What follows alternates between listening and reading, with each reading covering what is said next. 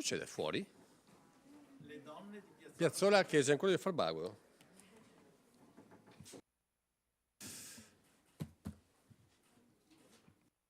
Bene, buongiorno a tutti, grazie per la vostra presenza. Non ho letto Sci, infatti mi è stato consegnato adesso, dunque non posso presentare questo volume né soffermarmi sull'analisi di un testo che parla di una passione, quella di Claudio Ronco, noto ai più per i suoi oltre 1500 testi scientifici dati alle stampe, per il suo impegno di nefrologo tra i più rinomati al mondo, figlio di un medico condotto che gli insegnò l'amore per quello che sarebbe diventato il suo mestiere e l'importanza dell'ascoltare il paziente e non parlare il medichese. Conosco Claudio da un po' di tempo e vi assicuro che il medichese lui non lo parla. Il nostro professore però è uno spirito libero e rispettoso del prossimo. Una lezione di modestia che Claudio Ronco ha portato con sé nella vita eclettica in cui l'arte del medico nefrologo si intreccia con la passione per la scrittura e l'amore per lo sport praticato e devo dire anche per l'enogastronomia, e su questo testimonio che raggiunge vette di altissimo livello, e anche la passione per il bricolage. Insomma, un esempio di quel multiforme ingegno che spesso ritroviamo in spiriti illustri del nostro Veneto e non solo.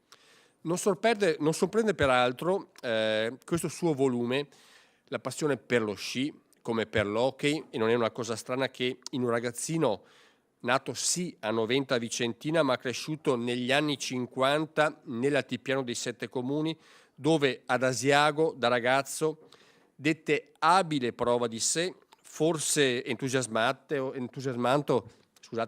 dalle imprese di Eugenio Monti, costruendo in una soffitta assieme ad un amico uno straordinario bob a 4 che non avrebbe mai conosciuto la neve perché è troppo grande per essere trasportato per le scale o calato dall'abbaino.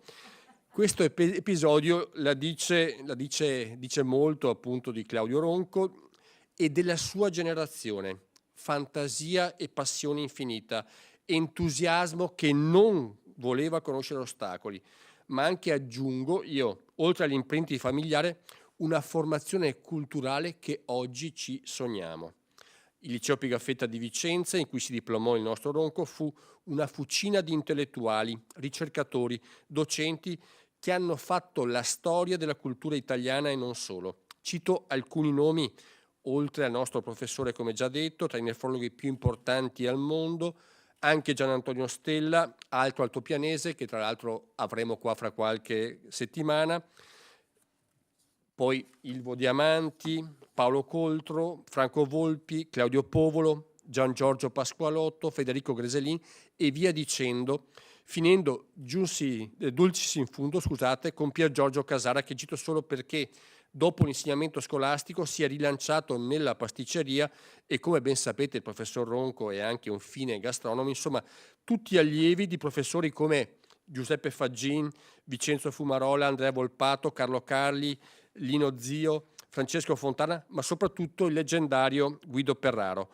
In una scuola dove imperversava un docente di educazione fisica come Perraro, che non poteva appunto mancare un allievo amante dell'hockey e dello sci, un caso strano in quel decennio, in una nazione che negli anni 60 aveva solo un grande campione, Carlos Senoner.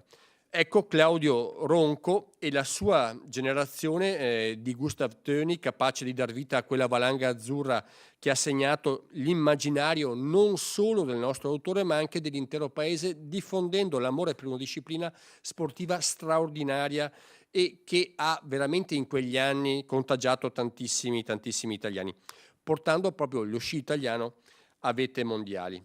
Come Teni e Piero Gross, anche il nostro Ronco ha portato la sua arte a livelli internazionali e possiamo dire che la sua generazione ha trasformato l'Italia grazie a solide basi culturali, straordinarie passioni e soprattutto una generazione veneta e vicentina che nel suo piccolo aveva capito che il nuovo mondo era cresciuto con loro e non poteva sopportare le rigide strutture, per molti versi anacronistiche, di una città di provincia, Vicenza, dominata da un vescovo, Claudio Zinato, a tal punto compreso nel suo ruolo da essere chiamato da Camilla Cederna, non senza perfidia lavandissima, una città in cui le contraddizioni erano state messe al centro dei loro fortunati film di Pietro Germi e di Ettore Scola, come appunto Signore e Signori, Commissario Pepe, avevano svelato la doppia anima e i pruriti della vicentinità.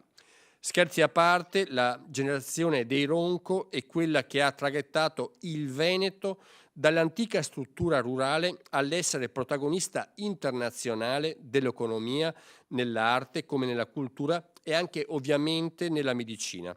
In definitiva una piccola provincia, bastardo posto, a dispetto dell'economia globalizzata.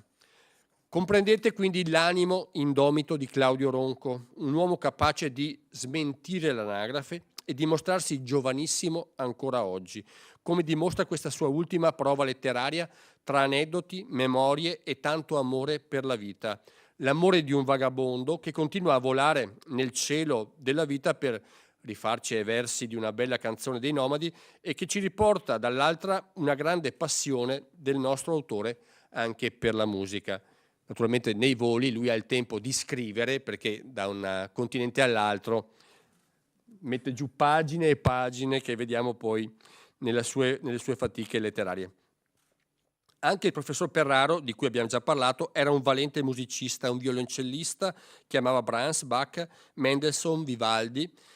Claudio Ronco invece uomo del nuovo mondo che la Beat Generation andava trasformando ed era il chitarrista più appassionato della rock and roll e del pop rock italiano che appunto aveva nei Nomadi un punto di riferimento. Io credo che la lezione più bella di Claudio Ronco, uomo di multiforme ingegno, continua a darci sia appunto la capacità di credere ai propri talenti, condividendoli con passione e la forza di una cultura di rara solidità. Sono molti i brani musicali che potrebbero spiegarci questa straordinaria vitalità, di una freschezza incredibile, ma non meravigliatevi se ho scelto appunto per concludere la mia introduzione, che in verità vuole essere un grande grazie al professor Ronco, all'amico Claudio, per quanto ha fatto, con i versi appunto del 1966 di una cantante cilena, Violeta Parra, perché mi sembra sintetizzino al meglio le sensazioni che si provano quando si ha la fortuna di incontrare persone come lui. Grazie alla vita che mi ha dato tanto, mi ha dato il cuore che batte forte, quando vedo il frutto del cervello umano, quando guardo il bene lontano dal male. Ecco, grazie al professor Ronco, medico, intellettuale, scrittore, enogastronomo, sportivo, musicista, sciatore e anche, non dimentichiamolo, un costruttore di un bob che sarà probabilmente in qualche soffitta, in qualche casa su in altipiano. Grazie ancora Claudio e a te il palcoscenico assieme a chi di sci ne sa molto molto più di me, che oggi ci intratterranno appunto con questo nuovo libro. Prego. Grazie Presidente. Grazie. Serve il microfono. Sì, adesso arrivano.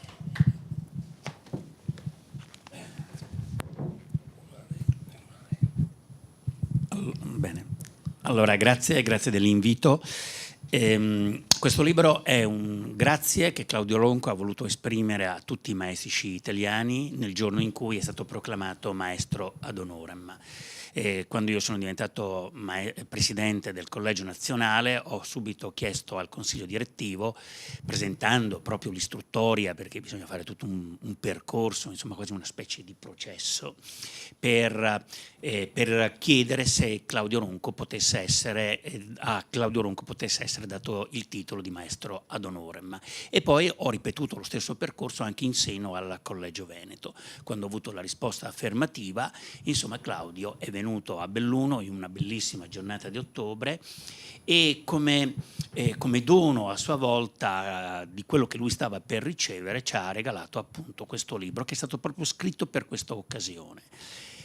Questo libro però contiene per noi maestri sci un forte monito, perché se ci siamo detti un uomo come Claudio Ronco, che ha avuto titoli e lauree ad honorem dalle più importanti e prestigiose università del mondo, è corso a Belluno per ricevere il nostro titolo, significa che la professione di maestro di sci, il titolo di maestro di sci che noi abbiamo è un titolo di valore. E questo valore qui non è il frutto del nostro lavoro, ma è il frutto del lavoro dei nostri padri.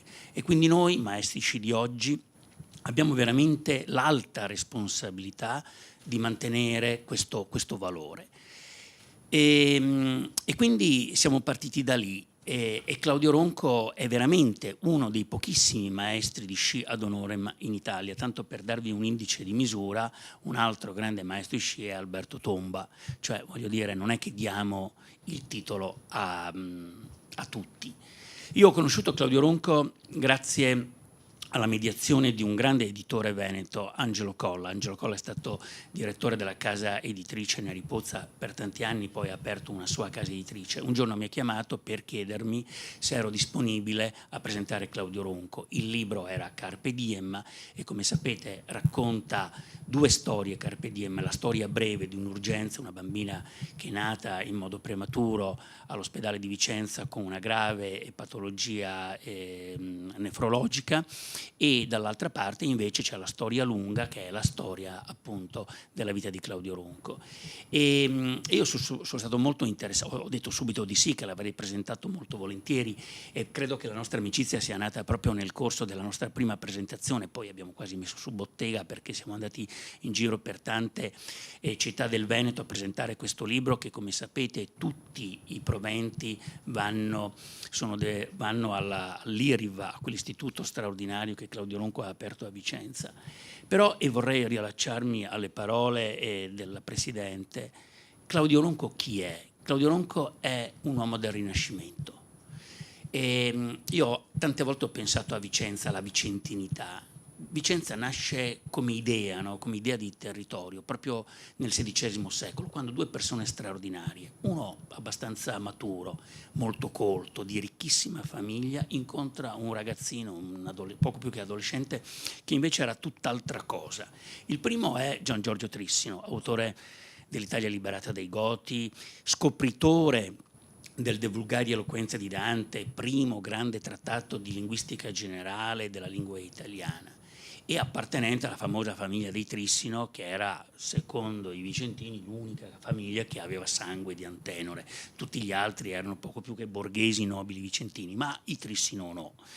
E che incontra chi? Un ragazzotto che non ha neanche il cognome, perché si chiama Andrea della Gondola, Andrea Di Pietro, al quale Gian Giorgio Trissino dà il cognome, no? E lo chiama Palladio. E loro due fanno questo semplice ragionamento, ma secondo me molto efficace, e dicono: Verona è la Roma del Nord, Padova è un po' la città più toscana del Vicentino, cioè del Veneto, e quindi Padova è un po' una città medievale, e Venezia è quello che è questa porta tra Oriente e Occidente. E Vicenza, ecco, lì nasce l'idea di fare di Vicenza la nuova Atene, la nuova Attica, la nuova Grecia, che, come dice Heidegger, dove tutto ha avuto inizio. E lì nasce il sogno della Vicenza che noi abbiamo ancora oggi. Bene, nelle nostre ville vicentine c'era un'umanità veramente variegata che si riuniva. C'era il padrone della villa, poi c'era il dottore, c'era il prete, c'era il letterato, c'era l'agronomo.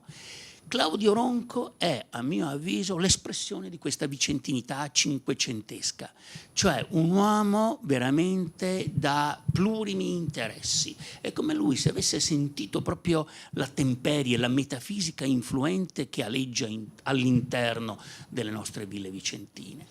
E quindi il fatto che lui è maestro di sci, perché devo fare un piccolo inciso, in Carpe Diem c'è un capitolo che l'ho riletto tante volte, Carpe Diem, e insomma in quelle pagine lì mi sono sempre soffermato, perché a un certo punto, raccontando la sua vita, lui dice: a 18 anni ho superato l'esame di selezione di maestro di sci e ho fatto il corso.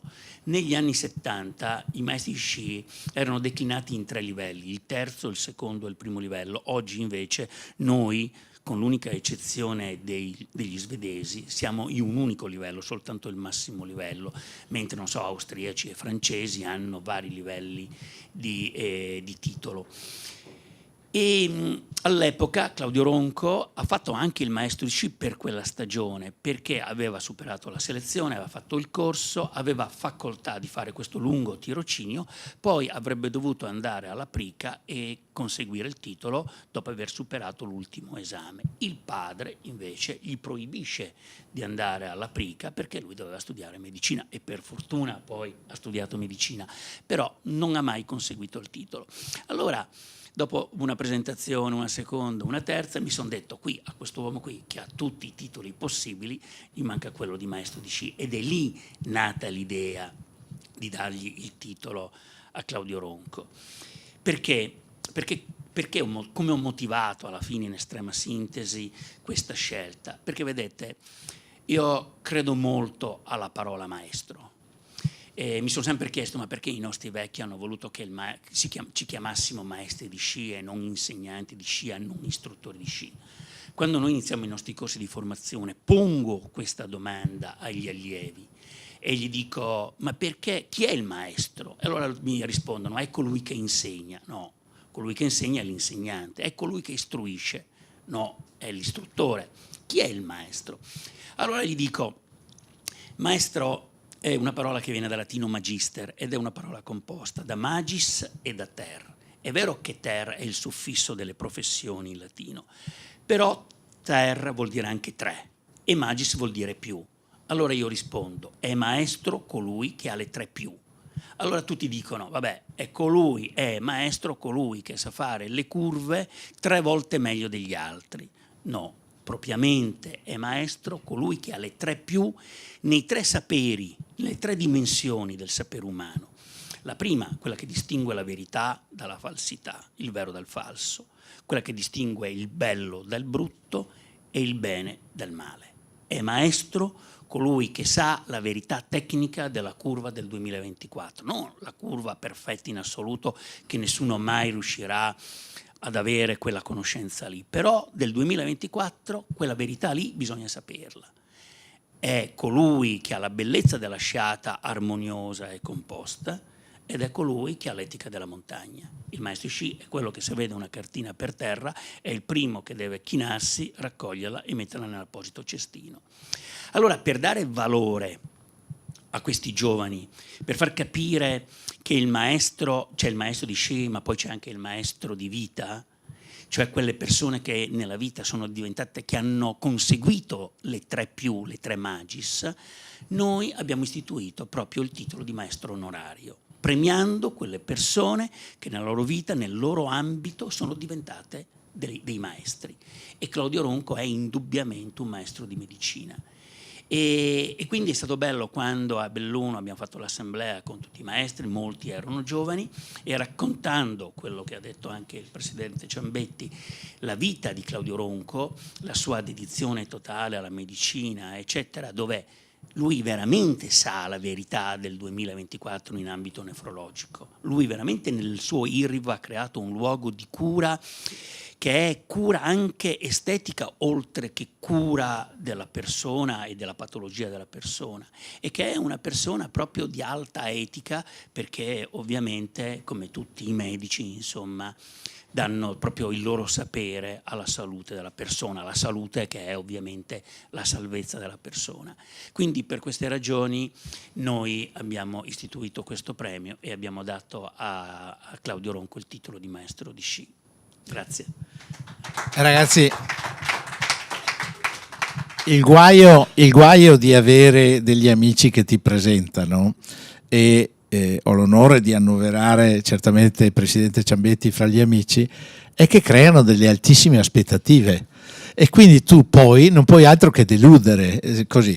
Devo dire che appunto il presidente Ciambetti è un grande amico, confratello della confraternita del Baccalà, ma soprattutto una persona con cui possiamo scambiare dalla Cina agli Stati Uniti all'Italia WhatsApp a qualunque ora del giorno e della notte. Lui è sveglio, io sono sveglio, evidentemente qualcosa stiamo facendo, e questo tutto sommato mi permette di ringraziare la Regione Veneto, la terra dove sono nato, perché è una terra dove siamo abituati a fare. E c'è poco da dire. Sì, ci sarà lo spirito, l'iniziativa, la cultura, ma c'è l'ambiente che ti circonda, che ti spinge a sentirti inadeguato se non fai le cose e se non le fai bene, secondo me. Quindi tutto quello che voi avete citato è il risultato di che cosa? Di una sanità che ci ha insegnato a essere tecnologi ed etici nel nostro modo di agire. Il fatto di aver scritto Una sera al bar, che abbiamo presentato in questo Consiglio regionale, ci insegna come il cibo, le risorse naturali, l'agricoltura siano parte del nostro DNA, ma siano state valorizzate in maniera straordinaria. Il discorso della musica, qui devo dire che la Romagna e l'Emilia sono state un po' maestre più fertili rispetto al Veneto, però invece le arti figurative, le arti scultoree indubbiamente hanno trovato qui una culla assoluta. E poi naturalmente c'è questo spirito della ricerca che in fondo ci fa pensare sempre che il vero bello è nel viaggio, non nel raggiungere la meta. E il viaggio è un viaggio che abbiamo fatto tutti assieme, lo abbiamo fatto con la Regione del Veneto, lo abbiamo fatto con i colleghi, lo abbiamo fatto con l'università. Io penso di essere stato un uomo fortunato perché recentemente mi hanno fatto un'intervista e mi hanno detto: ma lei, professore, ha avuto dei nemici? Forse avrei potuto fare una piccola lista, ma in realtà ho detto: guardate, io ho raggiunto tutto quello che potevo raggiungere, e quindi i nemici sono stati poco importanti, evidentemente. Quello che sono stati veramente importanti sono stati gli amici. E qui devo dire che per un ragazzo che cresce nell'altopiano, dove insomma la cultura è: se si litiga te spetto fora e discutiamo e chiudiamo lì, no? L'uso anche del nostro dialetto come una lingua piuttosto che come un dialetto vero e proprio, le modalità espressive, fino ad arrivare poi alla pianura, dove impari tutta una serie di altre cose che magari il Bosco di Asiago eccetera non ti potevano aver insegnato, che ti porta all'università, un'università che ha più di 800 anni di storia, che tutti ci invidiano, un'università che ho faticato molto ad amare e a raggiungere, ma anche qui con l'aiuto di tanti amici, e non voglio dimenticare proprio Roberto Ciambetti, Luca Zaia, Elena Donazzan, altri amici che mi hanno dato la possibilità, assieme al rettore, di diventare professore nella nostra università, perché diventare professori è una questione di insegnamento, diventare mentori è una questione di etica nel trasmettere le informazioni e nel far diventare migliori i tuoi allievi rispetto a quello che sei tu,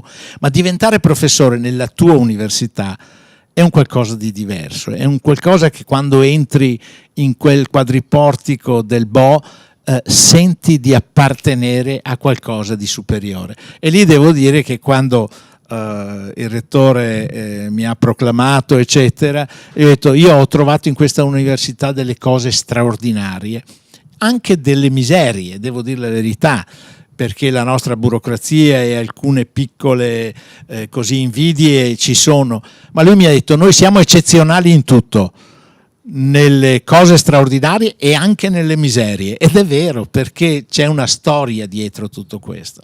Ora, questo libro, come avete capito, in realtà è una scusa per raccontare una piccola storia e per rendere omaggio a chi ha voluto dare assolutamente una mano a chi ha avuto la benevolenza di farmi entrare in maniera strutturale, anche se ad honorem, in una organizzazione che io ritengo importante. Però di amici ne ho avuti tanti, perché l'altra sera ero a cena con Beppe Carletti dei Nomadi, e io, che suono veramente malaccio, avere la possibilità di suonare in 4-5 concerti con una band come i Nomadi che hanno 60 anni di storia, è stata una grandissima soddisfazione. Entrare nelle confraternite enogastronomiche dove poter scambiare elementi di cultura del cibo, oltre che andare semplicemente alla degustazione, parlare con uno come Arrigo Cipriani da uomo a uomo su un fronte che va verso quell'accoglienza che mette alla pari un grande ristorante e un reparto ospedaliero, e poi naturalmente la possibilità di raccontare a tutto il mondo la nostra cultura, il nostro modo di fare. Pensate che parlavo l'altro giorno con un collega di Singapore, al Singapore General Hospital c'è una targa fuori dall'istituto di nefrologia con scritto: questo istituto è stato creato secondo il modello Vicenza. Insomma, che a Singapore scrivano sta roba è carino, ma in realtà di ragazzi che sono venuti a Vicenza e che oggi sono in giro per il mondo e che conoscono la nostra terra, eccetera, ce ne sono molti. Hanno portato con onore questi insegnamenti. A giugno faremo a Vicenza un corso internazionale, come ormai facciamo da più di 40 anni, e faremo questa Fellow Reunion dove abbiamo più di 200 ragazzi che hanno frequentato il nostro istituto come medici, ricercatori volontari, che arriveranno per rincontrarsi in quella famiglia che loro definiscono Irrivians. Loro si definiscono figli dell'IRRIV. IRRIV sta per International Renal Research Institute of Vicenza. Insomma, tutto questo per dirvi che io ho avuto una grande botta di culo nella mia vita, per usare un termine inglese, e questa è effettivamente che cosa? È il frutto di una volontà di fare, ma anche il frutto di un'interazione con tante persone che mi hanno permesso di raggiungere delle gioie, di realizzare delle passioni che vanno dallo sci all'hockey su ghiaccio, alla musica, allo scrivere, il tutto condito dal fatto che forse queste passioni poi al malato riesci a trasmettere un briciolo di questo e un briciolo di quello, che alla fine gli dà forse quella forza di guarire che non è solo fatta da antibiotici, da medicine e da tante altre cose. L'abbiamo sperimentato con il Covid, quando facevamo fatica a comunicare con i malati, e abbiamo visto quanto importante sia veramente quella pacca sulla spalla, quella parola, eccetera. Ho solo un rammarico e vi dico questo: io sono andato in pensione praticamente nel 2021, quindi nell'ottobre, quindi quest'anno quasi sono 3 mesi, 3 anni. Tra l'altro è straordinario che ti paghino alla fine del mese per non far niente, questa è una roba che veramente mi colpisce. Ma quello che mi colpisce è che mentre le università di tutto il mondo continuano a chiederti il sapere e l'insegnamento, perché è sciocco buttare nel cesso quello che hai maturato negli anni, in Italia noi questo non lo facciamo. Noi abbiamo questa idea che sindacalmente chi va in pensione dovrebbe morire o uscire completamente di scena. Ecco, questo mi rifiuto di farlo. A livello internazionale l'insegnamento è forse la ricchezza maggiore che posso ancora trasmetterlo. Mi dispiace proprio di fare fatica a trasmetterlo nel nostro paese, dove peraltro istruiamo, formiamo, generiamo specialisti di grande qualità, e poi al momento buono spesso e volentieri ce li lasciamo scappare perché la burocrazia o alcuni impedimenti di tipo vagamente istituzionale impediscono poi di dare spazio al merito. Ecco, in un paese che ha un ministero che si intitola anche al merito, forse un'attenzione maggiore a questo merito sarebbe forse meglio darlo. Vi dirò di più, che in questo contesto, in questo diciamo ambiente, mi sento anche di dare dei messaggi. Stamattina Luca Zaia gentilmente mi ha mandato un messaggio vocale dicendomi che è a Roma, ma se avete occasione di trasmettergli questo messaggio, è vero che mancano dei medici, ma è anche vero che se tu crei una buona squadra, i medici che ci sono vogliono appartenere a quella squadra, e quindi non basta avere dei posti di lavoro, bisogna creare dei posti di lavoro attrattivi, e l'attrazione c'è dal capo, dall'ambiente e così via, a scendere fino all'ultima persona che lavora nel sistema. Come diceva pochi giorni fa, parlavo con mio figlio, diceva che Arrigo Sacchi parlava di club, di squadra e poi naturalmente di giocatori. Noi abbiamo bisogno di tenere in piedi il club, di mettere in piedi la squadra e di valorizzare i giocatori.